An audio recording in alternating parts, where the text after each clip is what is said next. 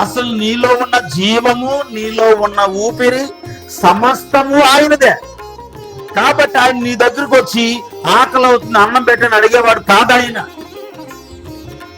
అందువల్ల ఆదాముతో అన్ని సంవత్సరాలు లేదా అన్ని రోజులు సహవాసం చేసినప్పటికీ ఆదాము ఏమి ఇవ్వలేదు, దేవుడు కూడా ఆయన ఏం అడగలేదు. మరి ఎవరు చెప్పారు? హేబేలుకి. హేబేలు అనుకున్నాడు ఇవన్నీ కూడా ఎవరిచ్చినవి చెప్పండి, ఇవన్నీ కూడా ఎవరిచ్చినవి? ఆయన ఇచ్చినాయి. కాబట్టి ఆయన ఇచ్చిన దాంట్లోని ఏం చేద్దాం? కొన్ని శ్రేష్టమైన వాటిని ఇద్దామని. అందు గురించి అర్పణ గురించి మాట్లాడేటప్పుడు హేబేలు గురించి ఖచ్చితంగా మాట్లాడాల్సిందే మనం.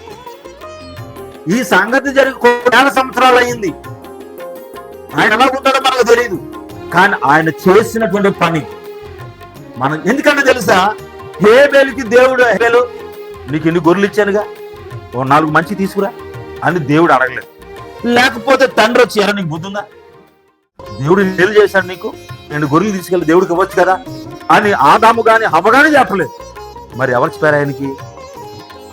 ఆయనకాయనే అనుకున్నాడు అన్నమాట. నా దేవుడు నాకు ఇచ్చాడు కాబట్టి నేనేం చేయాలి? నా దేవునికి